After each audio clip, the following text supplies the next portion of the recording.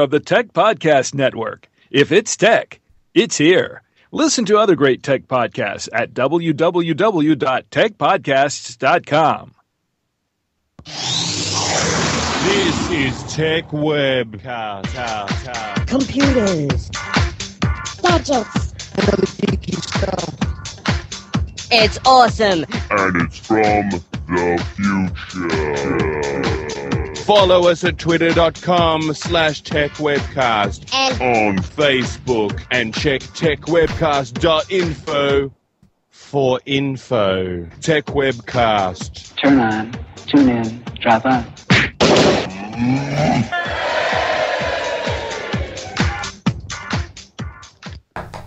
Welcome to episode 256 of the Tech Webcast podcast, recorded on the 7th of September 2013. Tech Webcast is recorded every Saturday and rebroadcast on Aussie Tech Heads on Thursday evenings at 7 p.m. Please rate us on iTunes and feel free to like us on facebook.com/techwebcast. Your hosts today are Brad, Jody, Steve, Jacob, and myself, Andrew. And our special guest today is Mo from smartcharger.com.au. How you doing today, Brad? I am going fantastic. And yourself? Good, mate. Another Saturday over here and another show, and it is absolutely beautiful outside today. A perfect spring day in Melbourne. It is indeed. I agree. Great day. How's your week been, mate?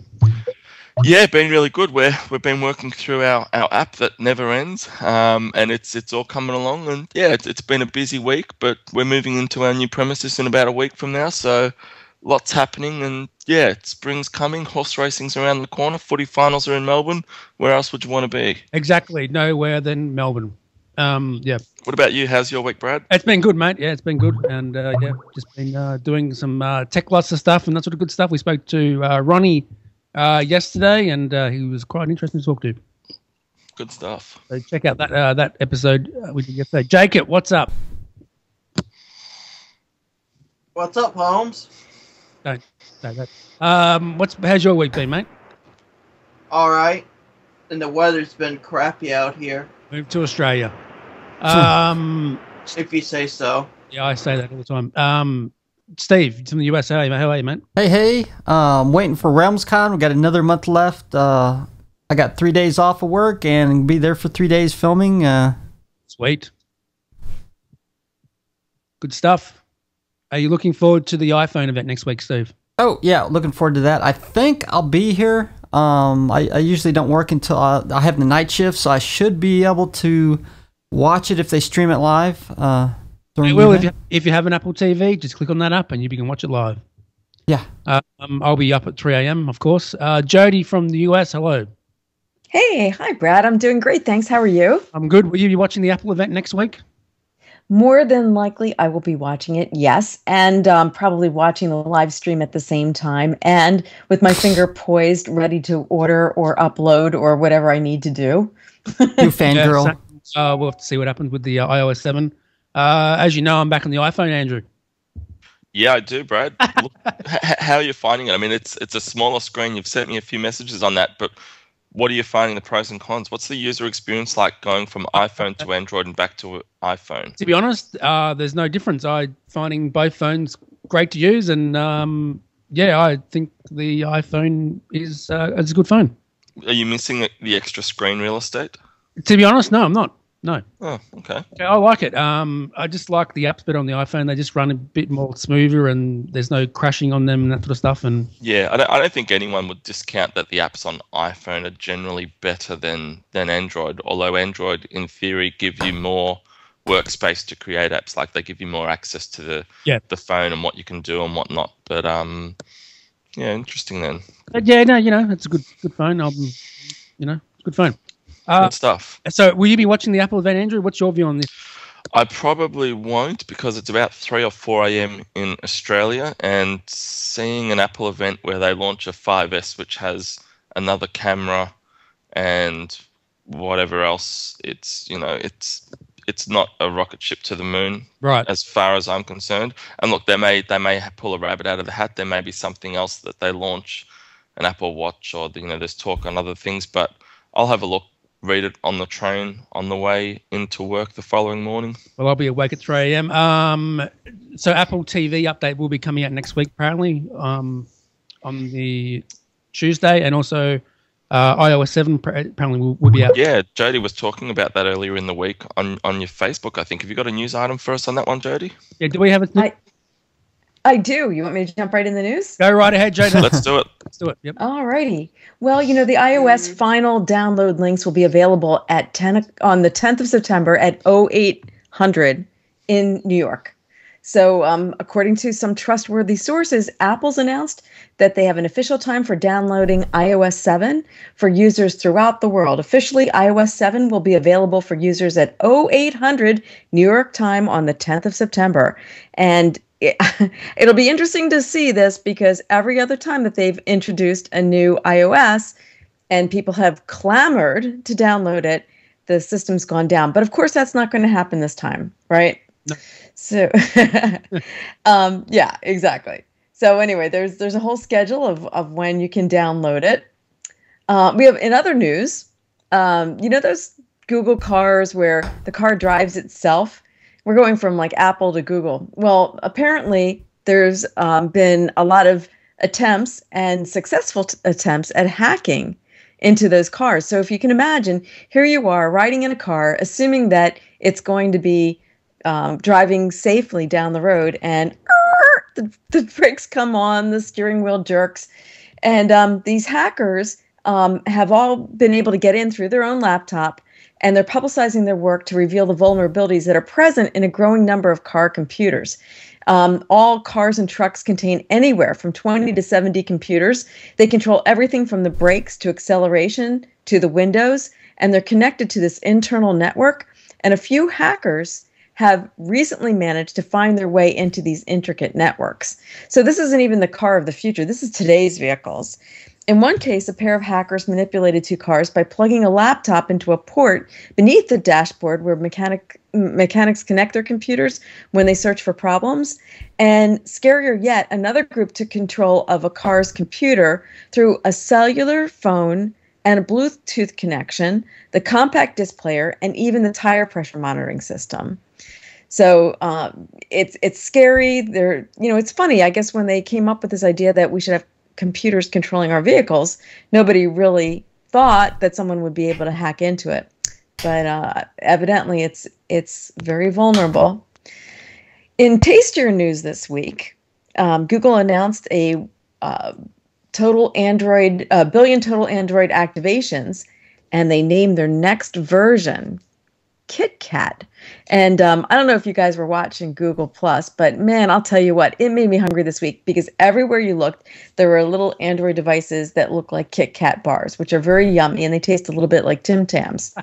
So even more puzzling than the name of the next Android version, which bucks the long-standing trend of generic dessert names.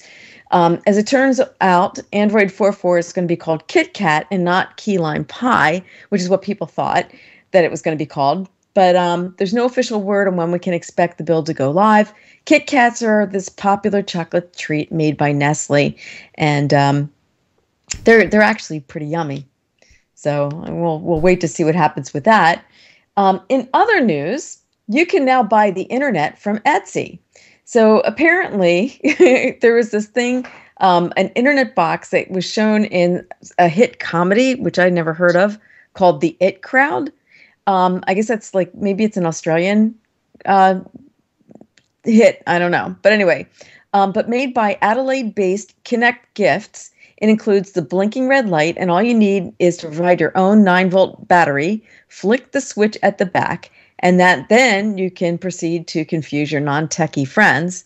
The box costs $30 plus $12.55 postage and handling to anywhere in Australia. So another reason for Jacob to move to Australia, so you can get your internet in a box. Let's see. We also have Microsoft just bought Nokia. And I guess the question is, what did they actually buy? Well, we have here in our show notes a visual guide to what they actually bought. It was a $7.2 billion purchase of Nokia devices and services, and it included Microsoft employees, 99,139 of them, Nokia employees, 32,000, and 56,000 Nokia employees that are going to remain. So a lot of interesting stats on that. In IT news, Microsoft tries to soften TechNet death blow. Microsoft responded to the uproar among Windows users over the cancellation of its popular TechNet subscription scheme by extending the service for some users. The program allowed customers wanting to trial software to download full versions at a low cost. In response to feedback, Microsoft announced existing subscribers will get a 90-day extension if their accounts expire between September 1 this year and September 30 next year, providing continued access to downloads and support. For those of you who are trying that interesting TechNet, I guess it's not going to die as quickly as we thought it was going to. An 8 gigabyte Nexus 4 is now sold out at Google Play, and it's not coming back. Could a new Nexus handset be on the way? If you were holding out before committing funds for a Nexus 4, you missed your chance at the 8 gigabyte version. The $200 handset has sold out at Google Play in the US. Folks in Mountain View tell The Verge that it's not going to be coming back. Those still eyeing the device can splurge for the 16 gigabyte option, while the 8 gigabyte phones remain available in other global locales until the current stock is depleted. This certainly begs the question, is a new Nexus device on its way? With the Nexus 4 quickly approaching the year-old mark in October and a new version of Android, yum yum, on the horizon, this could be the signal that the new Nexus is just around the bend. So we'll just have to wait and see on that.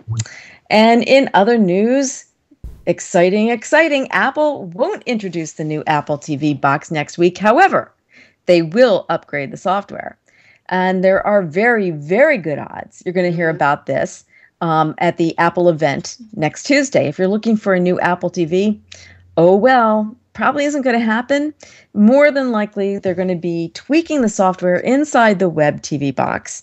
Apple already said it's bringing its new iTunes radio service to Apple TV.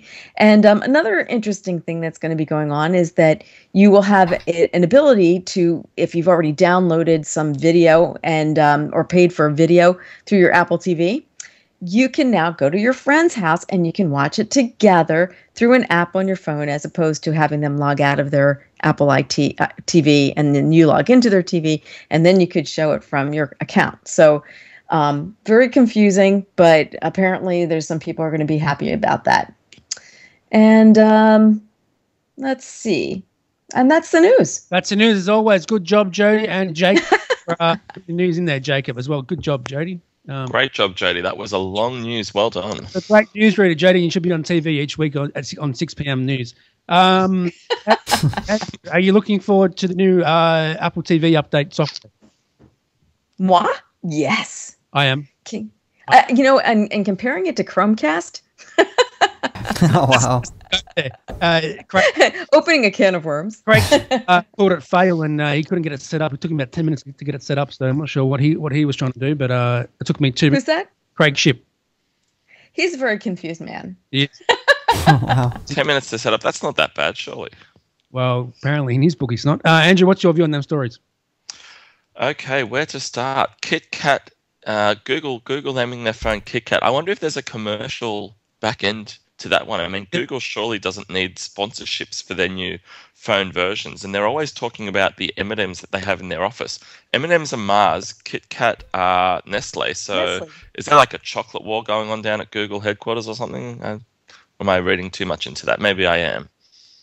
Well, you know that the KitKat commercial goes, "Give me a break, give me a break."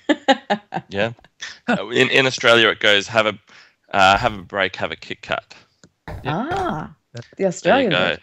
And Jody, why are you still on the show? You've never seen the IT Crowd. You need to put your headset down and go and buy the IT Crowd. How could you not have seen it? It is the most amazing show of all time. The you IT have broadened Crowd. my horizons, Andrew. I will see where I can procure it. Yeah, go and acquire it. You will laugh yourself silly. It is it's an English show, but it is the funniest show. I think they did 3 or 4 seasons of it. You will laugh yourself silly. I will give you one line to run with. have you tried turning it on and off again? That's all. It will make sense at the time. All right, Andrew, that was totally off topic, mate. Where did that come from? That wasn't in. That was Jodie was talking about the IT crowds during the news. Oh, the TV show. Oh, she was okay. Good stuff. Yeah. Okay, and check out Sons of too, Jodie. That's a good show too. Sons of Anarchy, great show. Steve, what about you? Yeah, you can put a Kit Kat on the Barbie, right? No, you can't. It would melt. That's a bad idea. From Australia, right? Chocolate covered shrimp. Mmm. Mm. Chocolate covered bacon. It's even better.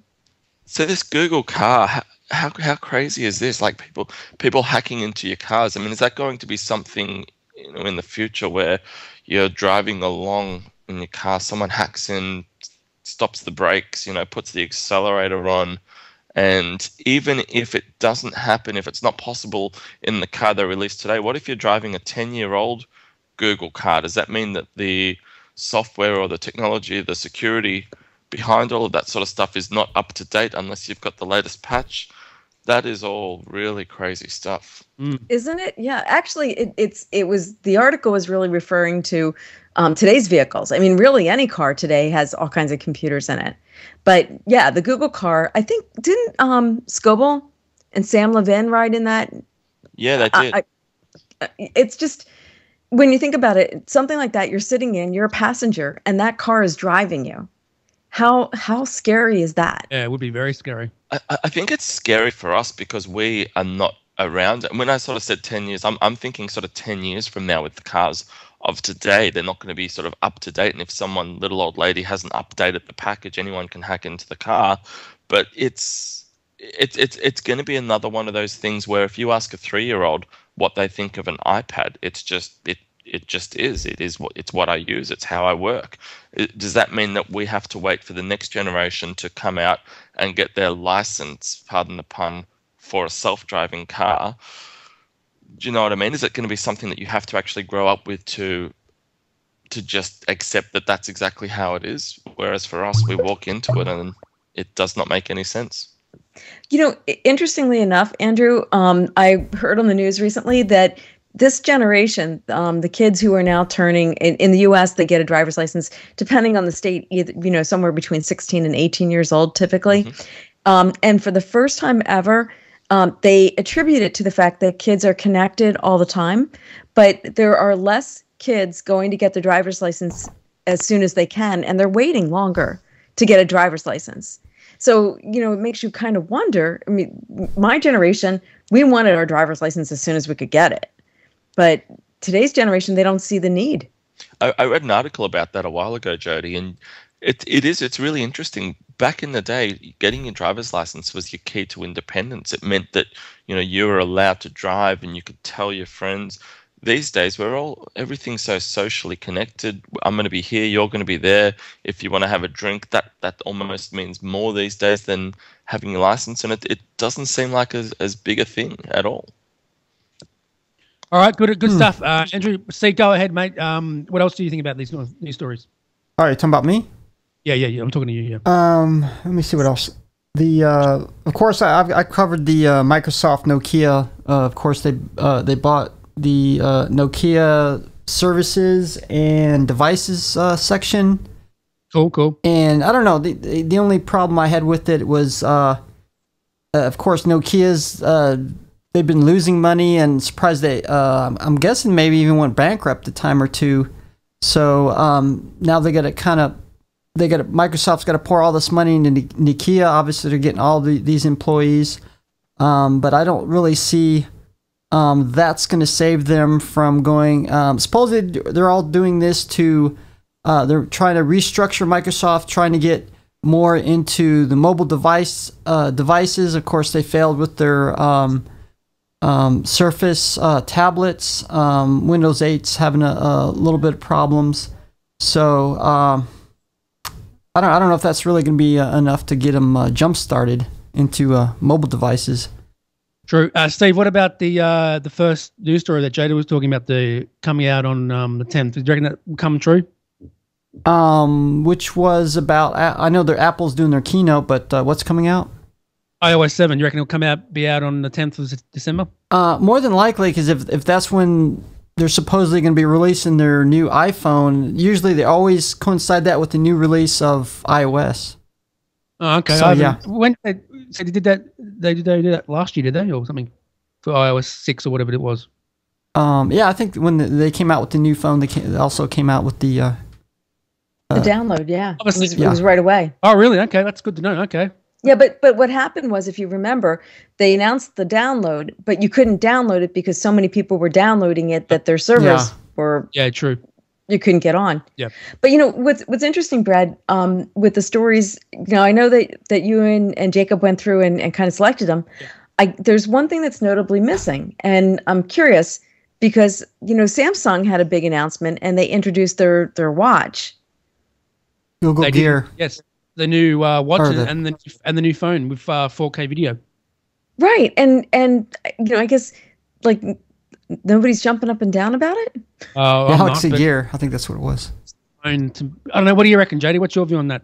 What do you reckon? I'm not excited about it for several reasons. I don't think that here's my okay. So long term, I think Apple's supposed to be introducing a watch. Samsung just introduced a watch. Google's introducing wearable, either Google Glass. I think eventually they'll have a watch.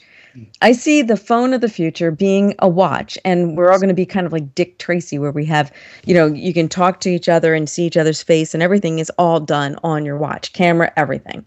That's Jody's prediction. That's far out, Jody. Isn't that cool? But that is very cool. Yeah, I agree. That's very cool. Jacob, what about you? What's your view on all this? Okay, well, I think the iOS 7 coming out. Yeah, I'll probably wait a bit because they probably might still have a lot of bugs in it. Yeah, true. And the car thing. Yeah, the car thing. Go ahead. Yeah, that'll drive me crazy. Someone try to hack my car, I'll try to hack them back. Did you just say on a public podcast that you're a hacker? No, I said I would get someone to hack them back. Right. Okay. Oh, that's a lot better. Yeah. That's a lot. I don't know nothing about no hacking. I don't know. I don't know nothing. What about you, Mo? What's your view on all this? Oh, well, I think this whole Google car hacking incident is going to bring road rage to a whole new dimension. If someone does anything to you on the road, they're going to shut you off and brakes up and windscreen wipers on and whatnot. That would be interesting to see. It would be. Yeah. I don't know. I'm thinking now, if they're going to come out with a watch, how we're going to charge these watches all of a sudden. So my brain's going with charging devices again. Yeah. Apparently solar could be a direction for watches because we spend time outside. Yeah. I think I've heard that solar's a direction they're trying to go in for watches. Mo's thinking, how can we get the smarter charger into a watch? Smarter charger, we're coming up with some solar devices in the next 6 months, and I've been looking at some solar devices at the moment. I'm not sure if you guys have seen any, and some of them take like 14 hours to charge the actual device up, and that has to be out in the sun. Yeah, which is ridiculous. So I think they're working on solar. I'm waiting to see what the Germans come up with. They're pretty savvy when it comes to this technology and breaking through. So it'll be interesting to see what they come up with. I'm personally a HTC man, so an Android man. So I'm going to stay away from the Apple conversation for now. It's all good, man. It's all good. I actually have a watch that runs solar charging on my watch, a G-Shock watch. It's pretty cool. Oh, we cool. should introduce Mo Asasi. Asai, is that it? Asal, yeah. Asal. Mo Asal is from smartercharger.com.au, and that's a product that you and I have been sort of reviewing for the last couple of weeks, Brad. Basically, it's a product that allows you to charge up on the go your phone, be it an Android, a iOS device, and a number of other devices, and we've been enjoying using that device and seeing it hit the market. So Mo, how are you doing today? Mo, I'm doing wonderful, thank you. Started work at 6 o'clock in the morning, which is what you have to do when you're on your own business, and wow, it's a pretty crazy pretty hectic way to live, but we've got to do it. It's been 12 weeks now that the company's been out and about, and we've got probably about 250 retailers in Australia that are stocking and selling the product for us, and we're finding it's growing much faster than what we anticipated to start with. That's always good. I mean, a VC said to me once, if you can show a company that can't scale to speed, with the market, it's a good position to be in. Yeah, exactly. yeah, it's a good problem to have. Yeah. We're not complaining. We just got to keep on going. So you've been around for about 3 months. Tell me how long have you sort of been in technology yourself, and what drew you to go down this path? To be honest, there are other charging units out and about. What drove you to say, no, look, they're not good enough, we can do something a bit better? And why is your product a bit better than what we can pick up on the shelves at JB? We launched the product 3 months ago. It's been in R&D for the last year and a half, and I come across a product similar to this overseas when I was in Shenzhen, which is we all know Shenzhen, and I brought some back with me to my office, and I've got a marketing company that I was running in Adelaide, and everyone in the office went absolutely nuts about this charging device. And I thought, what are you all so excited about? I know it's exciting, but it's not that exciting. And then we started doing some sharing it with some friends and family, and everyone gave the same response. And I started looking into the market, what was available in the market, and I found a lot of the cases for where your phones sit. And we tried some out, and we had some positive reviews. Obviously, they gave you the charge, which is what you wanted ultimately, but it wasn't sort of fulfilling the needs of people when it came to the aesthetics of it, what it looked like. So we decided to come up with something that looked practical, that looked smart, that you can hold in your hand. You think, it feels good. And so we got a feel good product, and we wanted it to suit all devices out there. So we added the connectors to it, which cover your micro USB, your mini USB for your cameras, your iPhone 4. We've just added recently the iPhone 5, the Lightning. Go Apple for introducing that into the market. And and the 12-volt car USB charger. So we put it all together, so it's a one-stop shop. And what we're finding now is our retailers are saying, we're going to get rid of all these charging devices that we've got on our shelves, and we're going to replace it with a smarter charger. And so we're like, oh, great, what a great idea. And so I've been involved myself in products and services from energy, electricity, UPS systems for the last 5 years. And so I've always had an interest and a love for marketing and being involved in new products. And so I suppose it was sort of inevitable for me to get involved in a product, and I'm glad that this one came along. Very good. And as you said, the retailers, as soon as you said that resonates. When, for a retailer who's moving product, obviously they've got to have their margin and their cut and so forth. But if they've got 5 or 10 devices on the wall, one's for a HTC, another one is for a Samsung, another one's for an iPhone 4, another one's for an iPhone 5, that's money that they've got out to put those products on the wall. Some of them might sell, some might not. Some of them become obsolete before they get rid of them.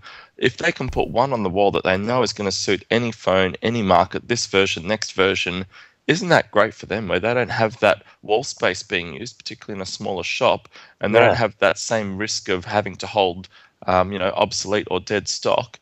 And also for the consumer, one of the things that I discuss often with my designer, James, he says if you give people too much choice, after they've made a decision, they're very rarely fulfilled. So if you give them 8 things to choose from, they'll choose one, and then they'll use it and go, that was cool, but what about the other 7? If there's one thing on the table and it does the job, you're happy and away you go. So it's an interesting one. It's good.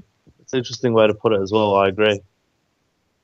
We've just recently put on a chain of stores here in Australia called City Convenience, and they've got about 170 outlets across Australia. And he was the first one to make that move, and he saw that it would open up another half a square meter on his shelves that he could sell other products on, not related to charging devices. And for him, that's a benefit. Yeah, I mean, in a supermarket, particularly shelf space, every inch is measured at a cost. How close an inch of space is to the window, and obviously the further into the back corner the space, lowers in price, but if they can put other products in, take stuff down, it's a huge impact. And when you actually purchase this from a retailer, is it charged or half charged or ready to go? Or It does. It comes with anywhere between 50 to 65 to 70% charge. So, and that will hold that charge if you don't use it for anywhere up to 2 or 3 months. so if you're at 9 o'clock in the city, your phone's run flat, wander into a city convenience, $30 later, you're charging and away you go, and you know where the crew are. Yeah, exactly. Exactly. Way to go. So Mo, what's the plan for Smartcharger? What's next for you guys? What's next for us? Next. Look, I think we're still a young company, so we don't want to get too far ahead of ourselves. We're focusing right now on QC, making sure that our product is going to last the miles with everybody. And we're also looking at developing. So we've got the Smart 1 from Smartcharger, which is meant to give you one smart charge. Yep. And we've got a few more coming out on the market, which is our Smart 2, which is a 5200 milliamp hour battery. Our Smart 3, which I've got in my hand here, which are 70,800 milliamp hour battery. And the Smart 4, which is 14,000 milliamp hours. And hopefully, we're looking at charging these batteries. These batteries will be used Samsung cells. So Smartcharger may very well be using Samsung cells by the end of the year. Nice one. Jake, any questions?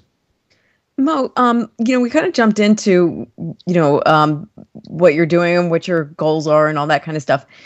First, for those who don't know what Smartcharger is, I want to make sure that they know that the URL is smartercharger.com.au.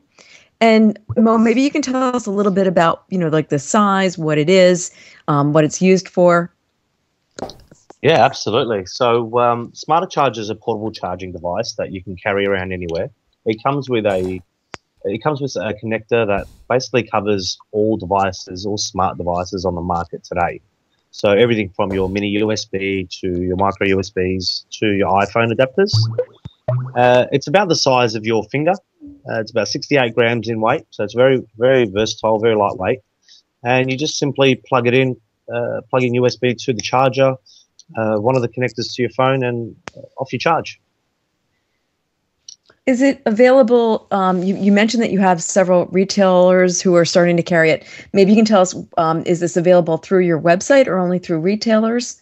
I've been involved with small business for the last 5 years, and so I think small business is sort of copying it a fair bit because of online sales. And what we're trying to do is encourage sales through our retail outlets. Of course, it is available online through our website, and people are more than welcome to purchase online as they have been. However, we've got retailers out there at the moment, roughly around 250 to 300 retailers, anywhere from outdoor adventure stores such as Aussie Disposals. Brad, Andrew, you may have heard of Aussie Disposals. Yep. To city convenience, to Magic Can Car Wash, which is a franchise car wash that's available here, and slowly moving and spreading our wings. And obviously, it's a product that I think a lot of people will take on board. As you said, you can buy it on the website, and that's great for the person who plans ahead. But I think it's a real impulse buy as well, potentially. As I was saying before, where someone sort of rocks up to city convenience and they're buying a bottle of water and they see it behind the clerk, and you just buy it on the spot because your phone's about to die. Yeah. Well, that's what we developed it for. It's backup power. My phone is on 20% by around 12:30 in the afternoon, and I use it. I abuse it, actually, not use it. So, and so I find it quite handy to be able to have a backup charger that that works for me. So it's very practical for us, and that's why we can see customers are using it themselves. All right, Jake, it's questions for you. He just sent me a message saying we've got him again. Jake, go ahead, mate. Fire away. Ask the question. Well, what I was going to ask, what got you started with the charger? And will you work here in the States as for me? Because I got all those devices. So also would work for you over there, mate. I think it would go well in the States. We've done some research in the States, and there's about four 4 chargers that look like they're on the shelves at the moment. So I think we've got an opportunity to take this product to the States, and we've been discussing with some people in Los Angeles and some people in New York at the moment in regards to going over there and speaking to some wholesalers. But personally, it would be a first to address the American market from our behalf. But we definitely look forward to it. Yeah, I agree. I reckon it'd be great over in America. A lot of people use their phone a lot over there and stuff, and I reckon it'd be good. Steve, any questions for Mo? Yeah. You mentioned, well, I heard you kind of mentioned the lightning cable from Apple, and you kind of I'm guessing, of course, it's probably more expensive because you utilize computer chips now. Did you have trouble using that with the smart charger, developing it? We had some teething issues to begin with. I suppose to begin with, what we did is I actually made the decision to begin with not to come out with the iPhone 5 adapter in the product. And funny enough, as soon as we started selling our product, everyone started asking for the iPhone 5 adapter. So we had to, of course, provide what the consumers were asking for. Good stuff, Mo. Now we're giving 4 away. Is that correct, mate? And maybe go ahead and tell us, how do we win one? Absolutely. So to win a Smartcharger Smart One, just go onto the TechWeb websites and let us know what you think or where you think you'd best use the Smart One, and what sort of device you're using at the moment. All right, and just tweet at TechWebcast and hashtag Smartcharger. Is that cool? Absolutely, yeah. Okay. All right. Are you guys on Twitter at all? Or? We are. Okay. All right. What's the Twitter username? Smartcharger1, I think it is. Smartcharger1. All right. Well, just use the hashtag Smartcharger1 and just tweet at TechWebcast with the answer, and we'll pick the one for next week. So how are we going to do it? Over 4 weeks or one over? Yeah. Whatever. You can do one a week. One a week has been very good. You know, we want to keep everyone engaged and everybody talking and discussing our products. So if that works for you guys, definitely works for us. What do you reckon, Andrew? Is that a good idea? Sounds really good to me. If we do one a week over the next 4 weeks, all you need to do is effectively tweet out to at TechWebcast and also at Smartcharger1 and tell us why it is you want a smarter charger. If you've got a crazy lifestyle, or you're working day and night and you can't get to a charger in time, or tell us why it is you want one, and we'll send one out to somebody every week. Yeah, that's good. Sounds good. Jody, what do you reckon? Well, first of all, I think that's awesome. Thank you so much, Mo, for the the opportunity for our listeners to be able to win a smarter charger.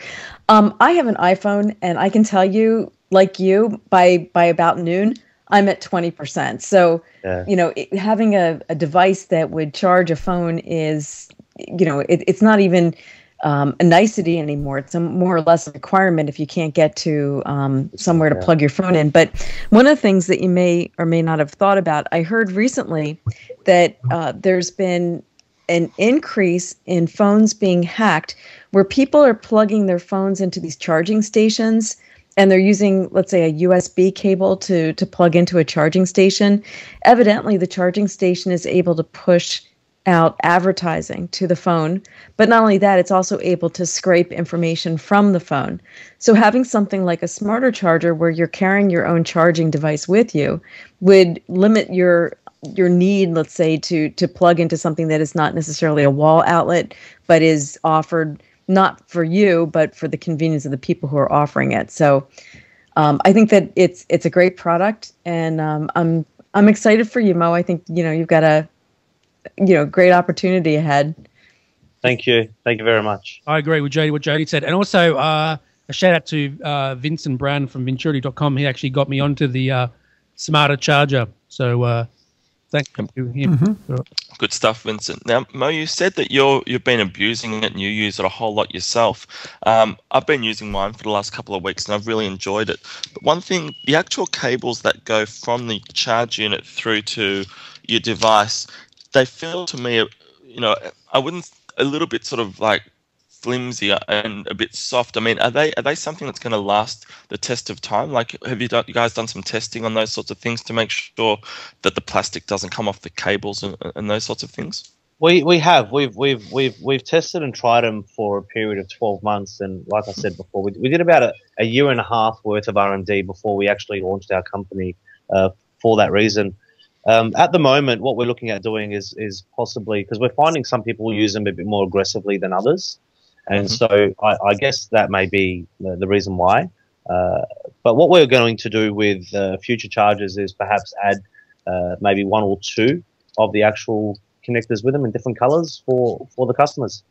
So if one potentially goes, then they've got a second one to bank on. Good. And how much are the devices, Mo? The devices are retailing in Australia at the moment for $29.95. Very cheap. Very cheap. It is very cheap. Our financial position, I think, worldwide, I think it requires us to come in from a price point that's affordable to most people. And although some people prefer paying more, there's some people that prefer paying less. I think we found a median that works for the community. And there's also great colours to pick from too, isn't there? Yeah, there's 7 great colours to pick from, and we're excited. We've been getting requests for leopard print Smartchargers and whatnot. So I'm sure there's a lot of exciting things that we can do with them. So people in King's Cross want them too, then. We could even probably put a logo of Tech Webcast on one too, maybe one day. Yeah, well, it's funny you say that. We've been doing a lot of corporate branding at the moment for some decent sized companies here in Australia, where they're finding it a very practical way to keep their business name in front of their customers and clients. Yeah, I'm gonna be great. Yeah. What do you reckon, Jody, about that? I think that's a wonderful idea. I really do. I think, and particularly, some companies, for a premium giveaway for their top customers, this would be ideal to offer their top customers. And also a great bulk purchases. Yeah, and also it would be a great Christmas gift too, as well. Yeah, we're looking it's suitable forward to for that everyone too. on your list. Yeah, definitely. All right, so Jody, you were on Dan McDermott's show just before. Yes, I was. Tell us about it. How was it? Oh, it was a lot of fun. They're a lot of geeks, and they have some very valid points, and there's a lot of dissension, some good conversation. I enjoyed it. That's great. And how was Alan? He went off his head a few times. I think Alan, he's from New York, so he's got like that New York attitude, which is kind of funny. They don't like anything. Craig Shipp was on there as well. Yes, he was. Yep. He was, and the two of them went head to head quite a bit. They do. Yeah, they do. He loves Apple and he doesn't like Android. Well, I think everybody likes the Android Kit Kat because it sounds tasty, but but I'm Apple too, so I understand where he's coming from. I love both. What about you, Andrew? Have you ever been on that show before, mate? Dan McDermott's show? Yeah.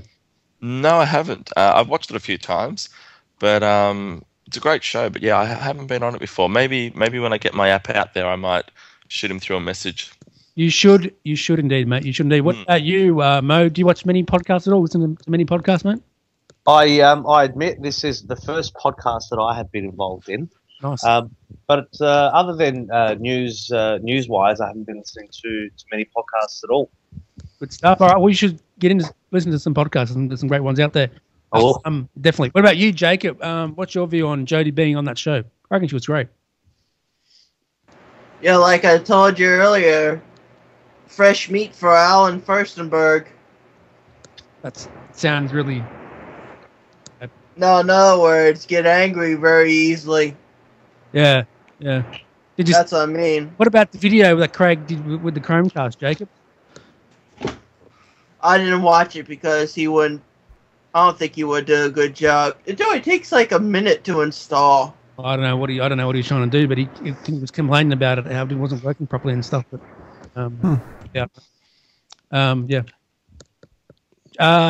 Steve, let's go to you. Final thoughts of the show and your Twitter and stuff. I like the concept of the smart charger because I think it does offer something a little bit unique. Of course, the size. You can carry it around in your pocket. I noticed most chargers seem to be very big and bulky, so This one I think would fit well within the market, just for the size alone. And good stuff. Yep. What's your Twitter username? Find me on Twitter at chatterbox_live. Good stuff. Jacob, final views and your Twitter username. Yeah, I love being on a show, and yeah, I think the Smart Charger would work very well. All right. And you can follow me at jazzbot326691Z. All right. We're going to try and get you a smarter charger, Jacob. Jody, final thoughts and your Twitter username.